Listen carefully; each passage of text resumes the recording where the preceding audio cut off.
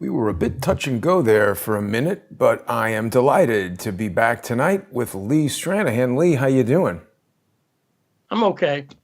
I'm a Little little under the little weather. under the weather, but I'm Yeah, feeling better, but I'm still a little under the weather. So yeah. And we were gauging that throughout the day to see if we were going to make this broadcast tonight. And I'm really pleased that we're doing this because last week in our conversation about Andrei Teleshenko and Ukraine Gate and everything going on in Russia and all these false flags and fake news, we began talking about Benghazi, and people were really interested in hearing your insights. You had said something that directly contradicted what the Moriartys have told us. You feel that this video was a critical part of the attack. yes, it's very clear that it was. And this is part of the why. I guess since I've been doing journalism for 13 years, after 13 years, I guess you develop a suitcase full of old material. And it's so weird because so much of what I've been doing for the past 4 years has been focused on Ukraine and Russiagate and everything else. And I kind of forget how much work I'd put in to stories like the Benghazi story, for instance. And as I started to research this for tonight, I basically am going, it's like going back through it, like your high school yearbook or something, where you're just like, oh yeah, oh, that's right. I was friends with that guy. I dated that girl or whatever. And you completely slipped your mind. So much of this material had slipped my mind. And what's interesting about it is so much of the material's been erased now. You literally can't find, if you bring up the Breitbart article that I wrote, I did write about this at Breitbart at one point. And if you just go through, you can see how many of the videos YouTube has taken down that were an integral part of reporting this story. Video after video after video has been erased. And what's that? Look at that. They're gone right from your article. So you've embedded these YouTube stories back in 2012, and the memory hole truth overlords at Google have just deleted them. And this was the cause of a conversation between you and I just as we were going on air, because we want to review some of these videos with people, but the problem is we're really risking the channel. I don't want Crowdsource the Truth to get deleted. So in just a little bit, we're going to make a quick transition over to patreon.com/Stranahan and subscribestar.com and patreon.com/Crowdsource the Truth, where we will go through some of these videos without the fear of the entire channel being deleted. And I think I have this material saved because I used to be very good at downloading stuff. And I know for a fact, for instance, one of the videos, and we'll talk about that in a second. Well, let's talk about it now. So, where do you begin with the Benghazi attack? Let's begin with the night of the attack, okay? The video's now been removed from YouTube. I discuss it in this article I wrote back in the day, and I have a copy somewhere, and we'll show a clip from it later in the Patreon segment. But so let's start by asking some basic questions. What happened the night of the Benghazi attack? September 11th, 2012. The Benghazi attack happened. And before anybody answers, I'm just going to tell you, forget what you think you know, okay? Allow new information to come into your brain because you were tricked. And a lot of things that people think that they weren't tricked on. For instance, people, I hear this from people all the time. No, I know what happened. That whole Hillary story about it being about a video was bullshit. No, it wasn't. That's actually completely true. Now, that is true, but that doesn't mean that everything that Hillary said was true. And there's a reason they lied about it, but people on the right lied about it too. And so but what happened? So what happened? So let's start with the things we know for sure happened, which is on the morning of September 11th, 2012, in Cairo, Egypt, there was an attack and a demonstration against the Cairo embassy. Okay, so, near to-ish, but not the same country, obviously. Egypt is not Libya, okay? So they're sort of proximity, but Egypt's not Libya. There was an attack on the Egyptian embassy. And if you look it up, you'll find that. And that was pretty well documented. Wait, Lee, is it the U.S. Embassy in Cairo or the Egyptian embassy? The U.S. Embassy in Cairo. Okay. And if you just look up September 11, 2012, Cairo Embassy, you'll find that there was a demonstration. Now, There's actually no controversy there. People forget about that attack. And this happened about 12-ish hours prior to the Benghazi attack. What was the Benghazi embassy, what was the Cairo embassy demonstration about? It was about the video Innocence of Muslims. That's what it was about. And you can see this because the U.S. Embassy in Cairo put out a tweet that morning saying, we condemn anti-Islam rhetoric. And they were referring to this film, The Innocence of Muslims. Okay, that's what they were referring to. So that's 12 hours before the Benghazi attack, this happened in Cairo. Now, what was The Innocence of Muslims? It was a film that was put together by a filmmaker who, I forget what name they were using, but they tried to remain anonymous. They were an anti-Islam filmmaker who was connected with a Egyptian-American guy named Morris Sadef. And they were connected to Terry Jones. Terry Jones was the Florida preacher who would do Quran burnings. You may remember him. He made the news because he would burn the Quran. And he was out of Central Florida, or could be Northern, I forget where. But I've interviewed Terry. And Terry was a very controversial figure, as you might guess, in the Middle East. Very well known. And groups like Al-Qaeda had a death sentence out on him. Fatwa. Because they didn't, they didn't want to do this. And so Terry had announced something called Judge Muhammad Day. And he'd announced it months before. And he said it was going to be on September 11th, 2012. And Judge Muhammad Day was, and he announced it, he did a YouTube video about it. It may still be up there. I haven't looked. But I had it at one point. And it was public. You could go watch it. And Terry was saying that on September 11th, we're going to do something called Judge Muhammad Day. And it was another anti-Islam thing that Terry was doing. And he promoted this. He promoted this in the Middle East. Morris Sadef, again, Egyptian-American, based out of Baltimore, I believe, worked with Terry to promote this.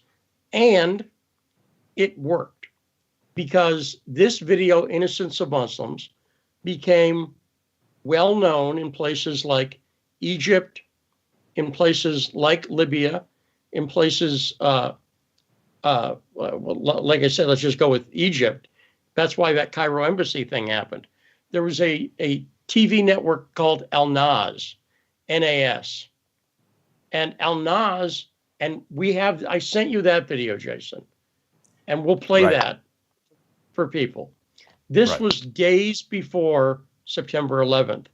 You'll see people Now, so and the reason I point this out is there's a lot of falsehoods people think about Benghazi. So one is they go, nobody'd ever heard of the video. Have you heard people say that? Like nobody knew about this video. What I've heard specifically from the Moriartys was that Libya does not have YouTube or movie theaters, and it was never played in Libya. That's what they have said. And I don't know anything about it beyond what I'm told. Yeah, none of that's true. They certainly did have YouTube, but it actually didn't make any difference. In Libya or in Egypt? Sure, but they also had satellite TV. And Al-Nas, this Egyptian fundamentalist Muslim TV network, you could get it on satellite in Libya. You follow me? So Al-Nas, which was broadcast from Egypt, you could see it in Libya. So it didn't make any difference, actually, whether they had YouTube or not, although they did.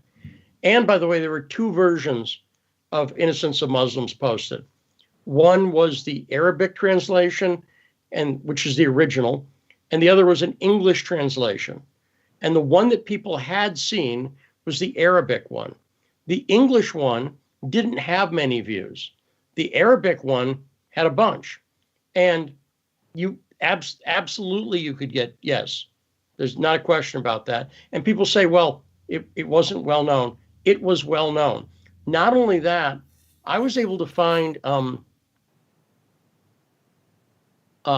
tweets from a day or so before, where on radio in Libya, you could see people were talking about this Innocence of Muslims video. And there's a reason they were talking about it on September 11th. Terry Jones had announced he was going to do Judge Muhammad Day on September 11th. He'd announced he was going to play this video.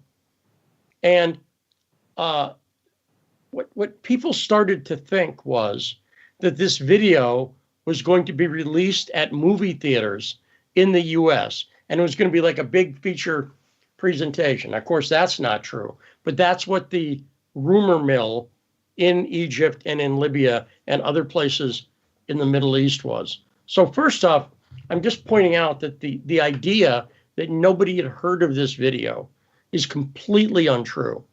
And it's backed by ample evidence, including a video that was posted days before September 11th, where this slickly produced TV show shows a clip from Innocence of Muslims. And you'll see when we show the clip, at one point, I'm looking for a piece of paper. At one point, the guy in the video holds up, well, I guess I'll use this. He holds up a paper. And you can see there's a newspaper article. So forget the video, the YouTube. It's in a newspaper in Egypt. They're talking about Innocence of Muslims. And you can see it right in the paper. So again, when I say there's so much proof that the video was known, being talked about, controversial, had caused the Cairo embassy event earlier in the day. And then that led to what happened in Benghazi. So what happened in Benghazi? There was not one attack in Benghazi. There were two attacks. The first attack was by a group called Ansar al-Sharia. And that group, Ansar al-Sharia, is a Wahhabist, Salafi, fundamentalist, Sunni Muslim connected Al-Qaeda linked group. Ansar al-Sharia had done big protests in Libya. They would do shows of force. They would do these big parades almost, where a lot of people would, get their cars with guns mounted in the cars and everything. And they went to following the Cairo attack, Ansar al-Sharia, because of the video, went to the embassy house in Benghazi. And that's where Christopher Stevens was killed. That's sorry, what just happened. to interject. Isn't it a CIA outpost and not actually an embassy? in Benghazi? Yes, and this is what's significant. And the thing I tell people that you again that the evidence has been buried is there was a book called The Embassy House, and the author was named Dylan Davies, like Bob Dylan, Ray Davies, but Dylan Davies. I think you sent it to me. Or maybe What's I that? bought it after you told. Either you sent it to me or I bought it after you told me about it. Yes, you could. It's banned now. It was taken off. It was. You've never seen a quicker ban. It was banned and pulled off of every bookstore shelf in America within about 48 hours. Why was that? Well, so there's two reasons. There's the excuse that's given, but They still have it on Amazon. What's that? They have it here on Amazon. What is it? Probably a used copy or something? Oh, that might be right. How much does it cost? $11.95 for hardcover. No, it doesn't seem to be used. It's new. There we go. Good. So let me come back to it. Sure. So there was the attack on the embassy house. Okay. Then hours later, there was the attack on what was the CIA annex. Okay. Right. But what this book, The Embassy House, shows, this is written by somebody who was a British mercenary who was stationed at Benghazi. And I'll talk about the ostensive reason it was banned, but there's a real reason. This book actually exposes, it's a first-person account by this guy, Dylan Davies, who went out to work there, and he thought the embassy was weird. He couldn't tell why. He would occasionally see these guys come into the embassy house. He didn't know where they came from. They were Americans. They'd sit around on couches and eat the food and stuff like that. And he didn't know why they were there. Then he figured out that the embassy was a diplomatic cover for the CIA operation. In other words, it is not like the CIA annex was secondary to the embassy. That was actually the main operation. The embassy was a cover, was a front. Does that make sense? Yeah. For the CIA operation. What was the CIA doing? We actually know this now. They were trying to get man-pads, which are shoulder-fired missiles, and that were being sent to help fight Syria. That's what was happening. And so the embassy operation is the official face of what the U.S., it was a diplomatic mission. But it wasn't, the point of it wasn't a diplomatic mission.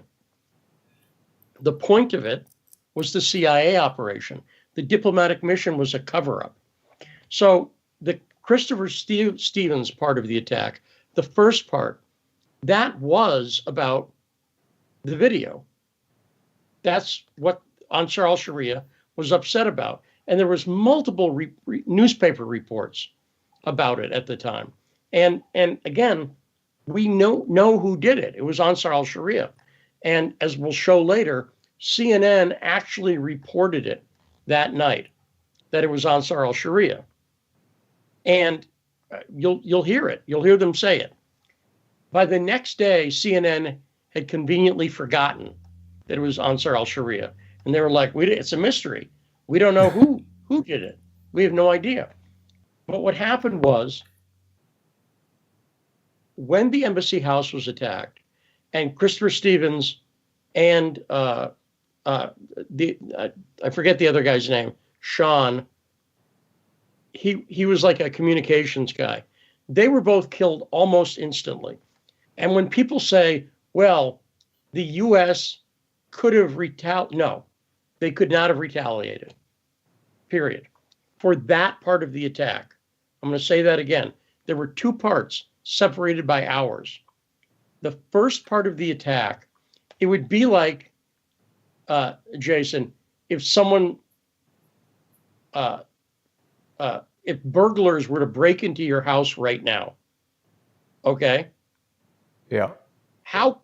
If burglars were to break into your house right now, how quickly could the U.S. military respond to that? A couple days. Right? Not And they quick wouldn't. at all. Yeah. Right. They wouldn't. They couldn't, and they wouldn't, because It's just they're not what they not do. ready for that. Even the police, right? If it took the police an hour to get to your house, nobody would go, well, that's nuts. They'd go, that's a little slow. Yeah. But it's not going to take, no, but it's not going to take a second. It's not going Right. to take 10 minutes. It's too late if somebody walks in here and shoots me. Right. But you know, if it was a half hour or 45 minutes, people would go, well, particularly if you're, you know, out in the boonies a little bit. And so the first attack, Christopher Stevens was dead, and so was Sean almost instantly. There was literally no way to get planes going and all of that stuff. It happened too fast. Ansar al-Sharia showed up. They did a protest, but people who were at the protest, they had big weaponry. They immediately protested with rifles. This was an attack on the embassy over that video, period. That's what happened. But what happened was people from the CIA annex, they responded. Does that make sense? So yeah, people, Chris Peranto and all those guys who were there as security. Right.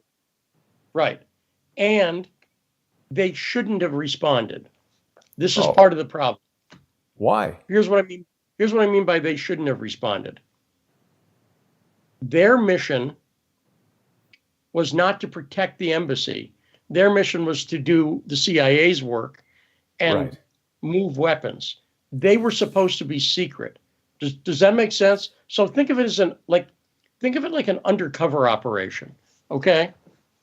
Let's say you're a cop and you're doing an undercover operation and you're trying to bust a major drug gang. Okay? And now a local drug dealer pops in and kills a couple of people you've been working with. You can't arrest them as a cop and blow your cover. Exactly right. So when I say they shouldn't have, it's tricky, because on one sense they absolutely should have, and I completely understand why they did. On the other hand, they blew the operation at that point. Does that make sense? What they did was, by going and trying to defend the embassy, they blew the CIA operation, which I'm glad they did in a sense, because I think it was illegitimate in the first place. I'm obviously not glad anybody died and everything else. That's why it took hours between the first attack and the second attack. Once there was this response from some of the CIA people who were just like, we're not going to sit by and watch this happen. It blew the operation. And then suddenly Ansar al-Sharia and these other groups were like, oh, wait a minute. And they followed the CIA guys back to the annex, and they realized that the annex was the point of the operation. That book, The Embassy House, this guy, Dylan Davies, had figured this out. Now, so why did it get banned? Because Dylan Davies lied a bit. He exaggerated his own role in it, in my opinion. But he got so many things right that I think they banned the book, not for what he got wrong. And this became a big deal. Laura Logan, for instance, great reporter at CBS, had to quit 60 Minutes because of her Dylan Davies report, which also is down the memory hole. You can't find that. You can't find the Dylan Davies report. And so Dylan Davies had done this whole dramatic big book promo thing with CBS, but it turned out that he had exaggerated his own role. He was now, not. Wait a minute, Lee. Is this the woman that was raped somewhere? Yes, Laura Logan was raped at Tahrir Square in Egypt when she was covering, and she's a great reporter. But this killed her at 60 Minutes. It destroyed her at 60 Minutes, this Dylan Davies story, because she'd worked with Dylan Davies, who has vanished. And I tried to find him because I'd love to talk to him. And and so by overestimating his own role in the attack, which he clearly did, that gave them an excuse to ban the book. The book exposed the real relationship. And if you go back and if you look at the responsive, so here's the problem. Because this was essentially a CIA operation in Benghazi. I've got the wrong book, I think. This is the wrong book. This is the wrong book, people are saying.